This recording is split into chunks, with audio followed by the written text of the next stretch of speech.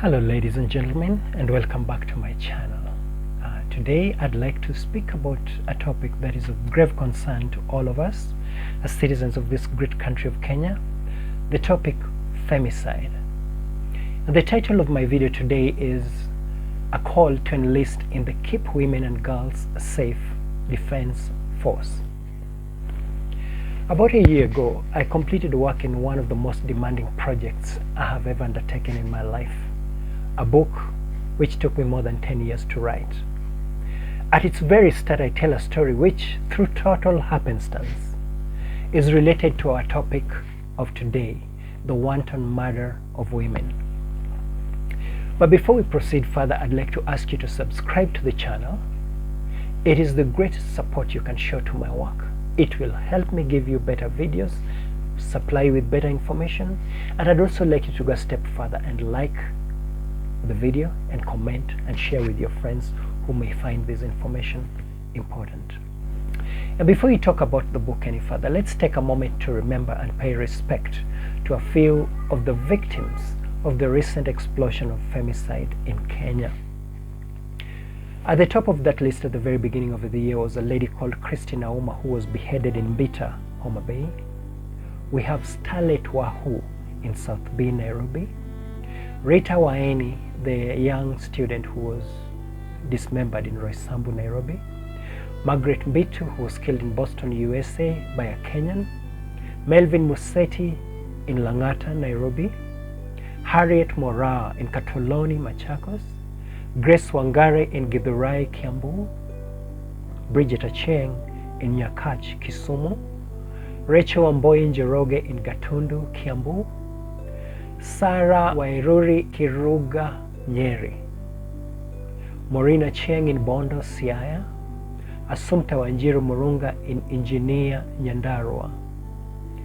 To you, precious, beautiful but unfortunate women, I offer my apologies as a man, because I'm part of a system and a culture that created an environment in which your life was snuffed out. Please forgive me and forgive us men. For the pain and terror you suffered, I am sorry. But I also want you to know that because of your death, I have determined to do more to pay attention and confront my own attitude, and to urge fellow men to examine themselves and be proactive in discouraging and actively fighting negative and toxic talk about women. The above women are not the only ones who have been killed, but there were those who were killed in Kenya at the beginning of the year in the month of January. Question number one, which a lot of men have asked, why fight just against the killing of women and not of men? Haven't men too been victims of intimate partner violence? Haven't women killed men? They ask. The answer is this: the killing of men is equally an issue of great concern. However, the danger against women is much more prevalent and urgent. Although we have cases of women killing men, the incidents are few and far between.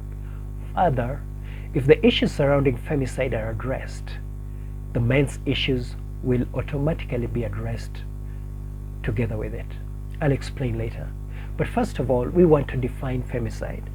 The United Nations has an agency that deals with issues affecting women, and it's called UN Women.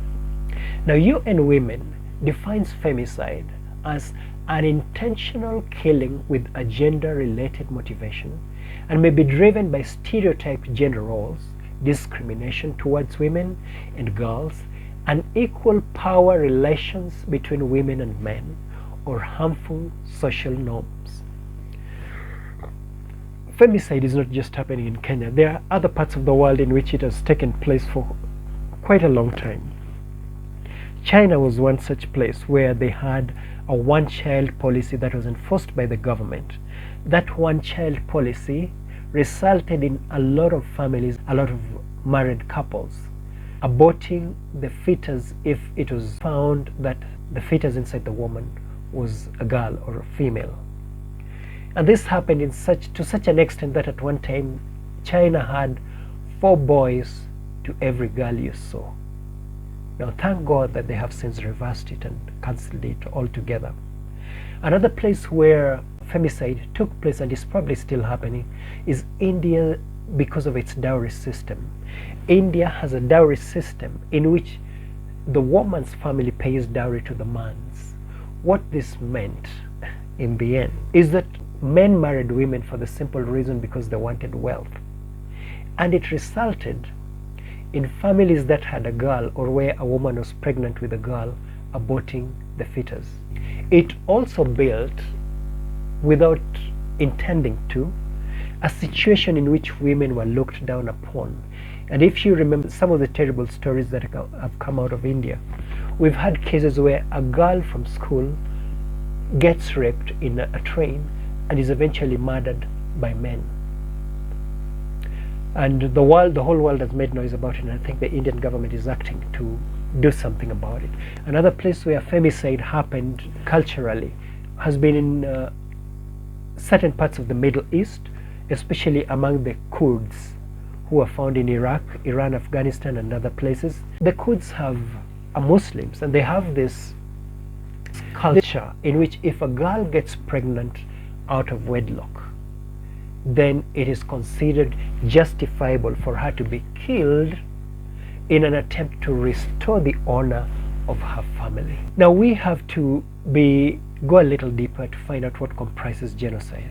The tragedy of the prevalence of the female's murder has compelled the United Nations to draw up a more comprehensive list of what constitutes femicide. Number one, femicide comprises the killing of women and girls because of their gender.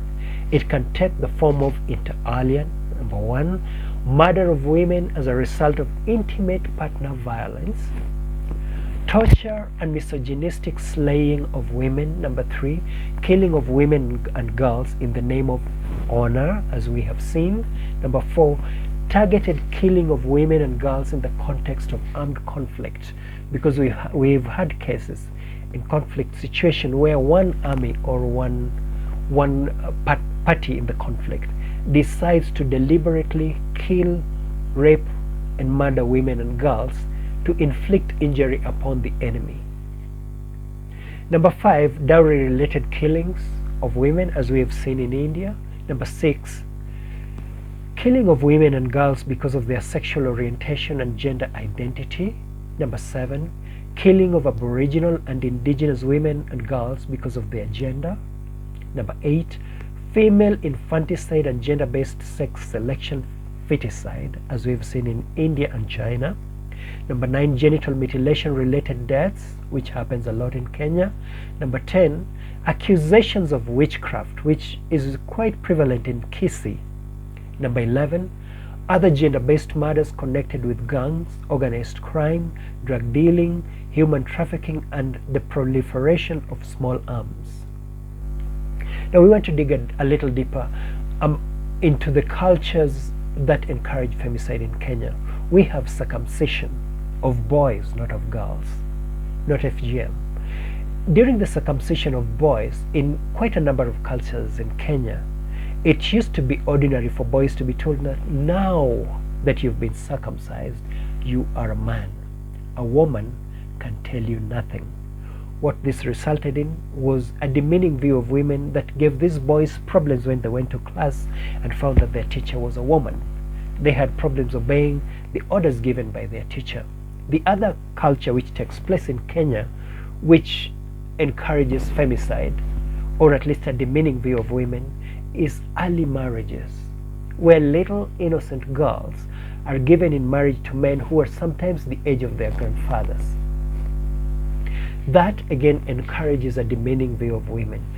Another cultural practice that results in a view of women that can result in femicide is negotiated marriages based on rape, where a man rapes a young girl, and as a way of saying sorry to the family of the girl, he offers to marry the girl as though he's doing her a favor, as though marrying her is going to heal her from the trauma that he caused. Why fight for women alone and not for men as well? That is a valid question. The answers are equally valid from where I sit. Murders of males because of their gender are quite few and far between. The murder of men by women is even rarer. The violation of women by men is quite common and is prevalent in almost all cultures, including in the West. That violation often leads to violence so extreme that even where the woman does not end up murdered, should be called attempted murder. However, a major reason for fighting for women and girls is that the entire human race, the entire human edifice, rests upon women. I have never heard of, let alone met, a person who was given birth to by a man. The entire human race stands on the shoulders of women. Without women, the human race would never be able to regenerate. Number two, it takes a woman to nurture a zygote to full adulthood. It is for this simple reason that courts of law almost always rule that in cases where families are breaking up, the children go with the mother. Number three, women are the nurses of the world. My friend and fellow author Marjorie Kabuya writes in her book Celebrating Friendship Among Women that, and here I paraphrase, every member of the human society at their most vulnerable leans on a woman for support, nursing, healing, and restoration, whether the woman in question is the person's mother, wife, daughter, or sister. As a Christian, I view women as next in rank to God when it comes to the gift of life. The Almighty God gives us life, which He sends to us through the woman. Even the Lord Jesus, who could have just appeared on earth as an alien, chose to be born through the humble Virgin Mary.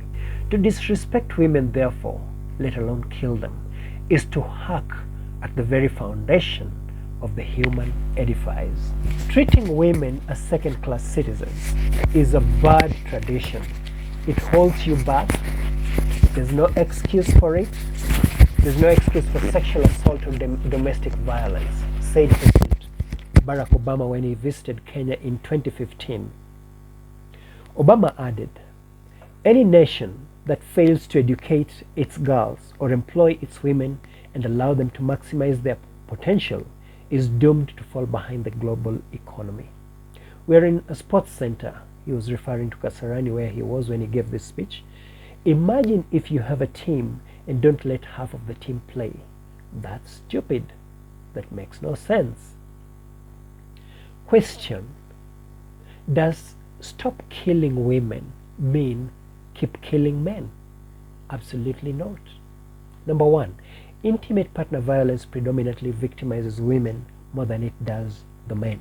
Number two, men are physically more imposing and are much more able to protect and defend themselves as compared to women. Number three, the murder of women is for the most part carried out by men. Granted, the murder of men also tends to be carried out by men, but the implication is that murderers and callous aggression tends to be our domain as men. However, the bottom line is that life is sacrosanct. Taking away a life is a grave violation of the most fundamental of all rights. The unlawful killing of one woman drives a knife through the heart of the collective humanity. What factors catalyze femicide in Kenya? Number one, economic hardships. We know that as times get harder, couples tend to quarrel more, and sometimes that quarrel degenerates into violence, which tends to harm the woman more than it harms the man, and in most cases, in a number of cases, not in most cases, it can end up in the killing of the woman. Number two, the number two factor is what we call weak and toxic masculinity. These are men who are arrogant, they lack self-control, and are insecure. Whenever they meet a confident and secure woman, a woman who's confident in herself, they feel threatened and destabilized, and they want to control the woman by violating her. Number three, men controlling women includes small-minded men who think that if he bought for a woman a cup of coffee or a car, he has therefore become her god and she should worship him. I want to say this with a light touch. Kuliwa fair, as we Kenyans say, is a rite of passage for a man. Mwanaume si mwanaume kama hajaliwa fair. Ukikataliwa, have the self-control, the self-respect, the honor and dignity to walk away, hata kama unafanya hivyo kama umeficha machozi yako. Another catalytic factor is culture, which I've already talked about, but which President Obama tells us more about in this sentence that he made. He says, "There's no reason that young girls should suffer genital mutilation. There's no place in a civilized society for the early or forced marriage of children. These traditions may go back centuries, but have no place in the 21st century." Most Kenyan communities have a culture of speaking derogatorily about women. As we know now from the human history of genocide, consistently demeaning a demography eventually leads to their genocide. I have determined not to be a participant. You too can make that decision. A last contributory factor to femicide in Kenya is our history of political violence. The deadliest of this, the most recent, came in 2008 in what we call the post-election violence. It left 1,300 people dead and more than 600,000 people homeless. During that incident, terrible human rights abuses happened. After the 2013 general elections, the new government grew increasingly bellicose, leading to a new round of violence and murders by government operatives around the 2017 general elections. Not only were demonstrators shot and killed by security agencies, the president himself referred to victims of government violence as criminals. Tens of families spoke of the disappearance of loved ones as human remains were getting recovered in rivers and forests around the country. And after the 22 general elections, just like clockwork, the government again unleashed wanton violence on demonstrators, members of communities considered as having voted against it. Security forces murdered citizens.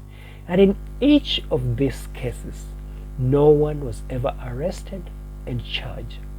However, the International Criminal Court charged a group of Kenyans with the human rights violations of 2008. But in 2013, Kenyans elected some of these guys as our government leaders, basically giving the world the middle finger and creating the distasteful impression that we had just rewarded suspected human rights criminals. It also cemented a sense of impunity that hurts us until today. The bottom line is that the killers and the human rights abusers are roaming the landscape, free to murder, and probably are still murdering today as we speak. How do we know whether some of the killers of women right now were people who killed in 2008 or people who suffered the injustice that was never punished during that time? The corollary of this is that we live in a country deeply scarred with murder, and this, I suggest, very likely plays a role in the harm currently coming over the women and girls of Kenya. The foundation of this state of affairs is not recent, however. It was laid by the colonialists. My book, Kenya Tunayoipenda, starts off by telling of another femicidal incident that took place in Swaddle, Scotland. There, on July 6, 1923, a young mother of three, her name Annie Constance Jackson, was murdered by her husband. Years earlier, on October 19, 1905, Annie's husband carried out another murder, one which is of utmost importance and of historical significance to Kenya. He killed Koitalel Arap Samoei. The murderer's name was Colonel Richard Maynard Zagen. Maynard Zagen set the stage for the existing spectacle in Kenya, in which the government in power habitually murders opposition supporters or those perceived to be so. This incidence of murders that are never really investigated and the perpetrators jailed has created the sense of impunity that threatens the safety and existence of our women. The goal of my book is to agitate, as this video does, for the citizens' mental shift from passive civilians to a proactive army transforming their reality, in this case the creation of a society where women and girls can thrive and reach the zenith of their potential. We, without exception, must enlist in the army that keeps the Kenyan and indeed all females safe for our own sake. From the grassroots to the national government, let us identify, shame, and ostracize men who demean women. Anyone who laughingly talks about the murders and blames the women, those who think that the women were somehow responsible for their own murders, let us ostracize them, let us tell them, because these people water the soil on which these murders take root. Murder must not be normalized. Murder must be condemned and abhorred. Fellow men, do not allow yourself to be quiet in the company of other men who denigrate women. It is counterproductive. Speak up, condemn, and straighten their thinking. And while at it, let us teach our boys that women and girls are no lesser human beings and that they have to be respected. Additionally, let us push our ever-sleeping politicians to enact legislation that addresses the legal, social, and cultural gaps that enable harm to come to women and girls. Lastly, place your orders for my book Kenya Tunayoipenda, subtitled Perfecting Governance by Reforming the Citizenry, at a low-down price of 900 shillings. If you're in the diaspora, get the book from Amazon at $7 and learn ways in which you can be a better citizen who creates a world that is safe for all of us. Thank you for listening and viewing this. Please go a step further and subscribe to the channel. Like the video, share it with those who need it. Be a safe citizen and be proud of yourself when you do that. Goodbye, fellow Kenyan.